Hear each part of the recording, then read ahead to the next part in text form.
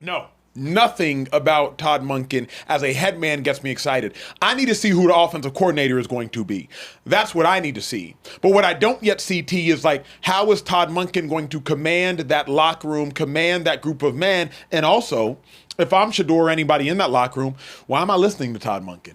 What have you won on an NFL level as a head coach? You're not even a head coach on an NFL level. So I don't even have expectations for Shedeur under Todd Monken because I believe any expectations I would have, he would not meet. Because why am I excited about it, T?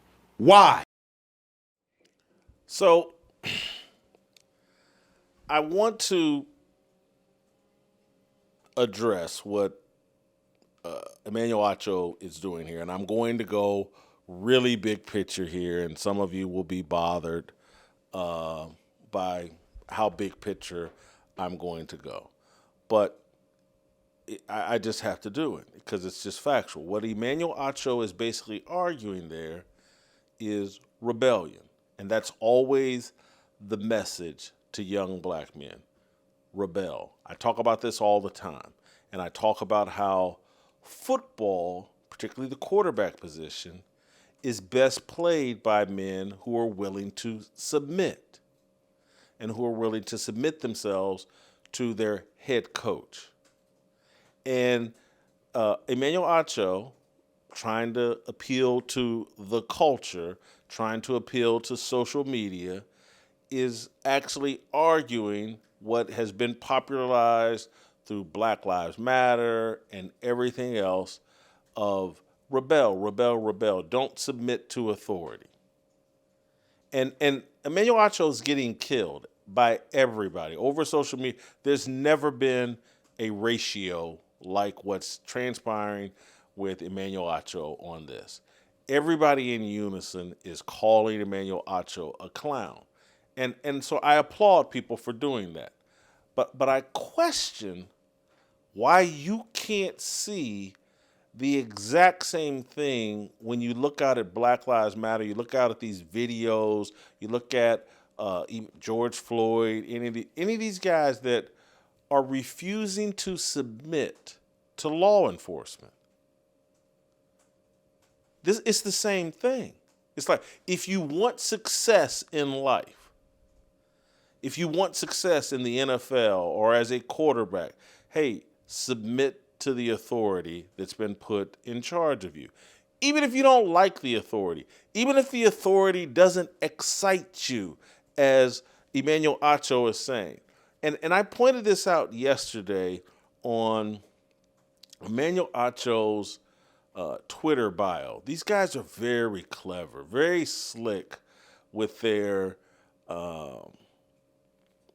messaging as it relates to, and their objection to a biblical worldview. Emmanuel Acho's bio on Twitter says, if I followed anyone, it would be Jesus Christ. And he's using this as a declaration of faith. But who says, anybody that's following Jesus Christ considers them a Christian, who said, if I was, I would follow Jesus Christ. What you're telling me is you don't follow. You're saying if you did, you would, but you don't. And Emmanuel Acho presents himself as some sort of soft Christian, but we can see in his worldview and the things that come out of his mouth that he's not a Christian. In fact, he's doing messaging that is antithetical to Christianity.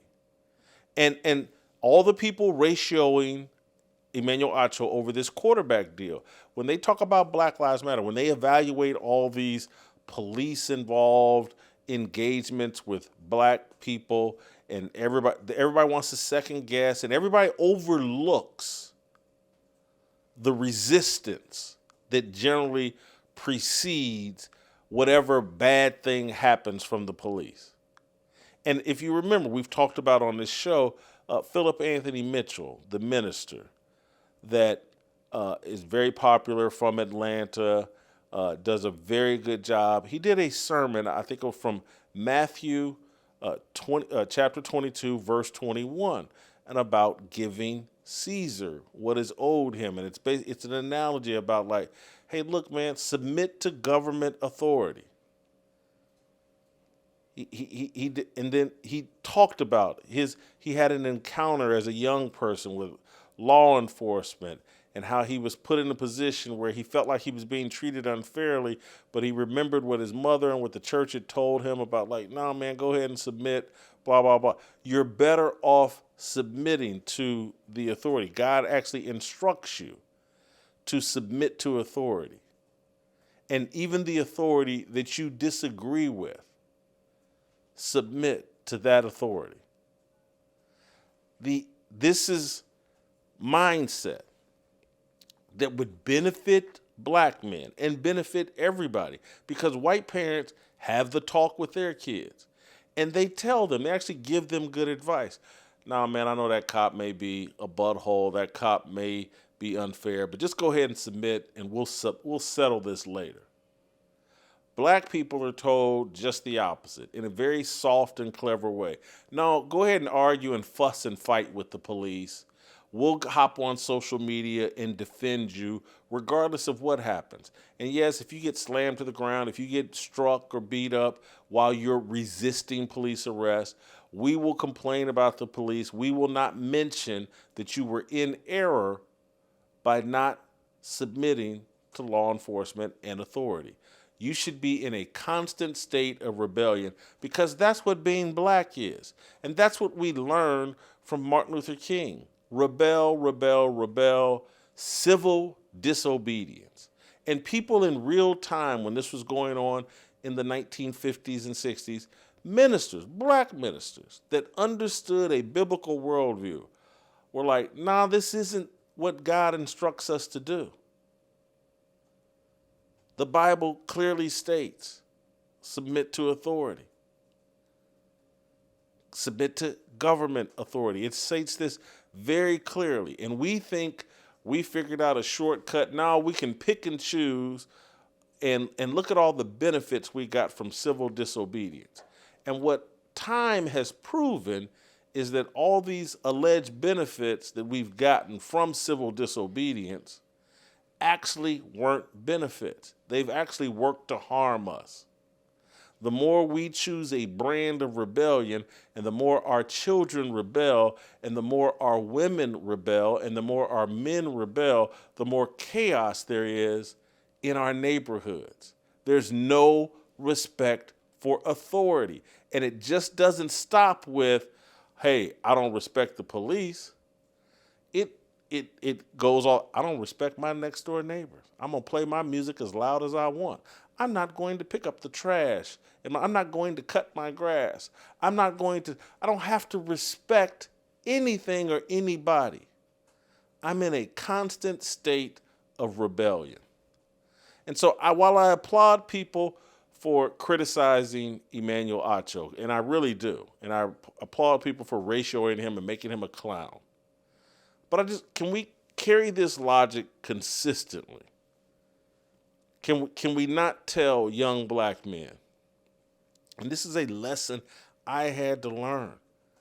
I was in college as a college football player and limited my college football success because I wanted to rebel. I didn't want to buy in. I didn't want to submit to the authority of my head football coach, Paul Shedeur, my offensive line coach, Dave Magazoo. I signed the scholarship. I didn't have to.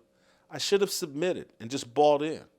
And I would have had a much more successful college football career. And me giving you this advice, and there will be everybody over social media, people will jump in the comments, people are probably jumping in the chats right now. You, Uncle Tom, you sell out. You gonna submit to the white man? First of all, I don't colorize anything. I'm going to submit to authority. And we should. And then we should work within that submission. If there are things about authority we need to correct, we should do that while submitting to their authority while they have it. But just uprooting everything and creating a standard where I get to pick and choose what authority I submit to, it's a mistake.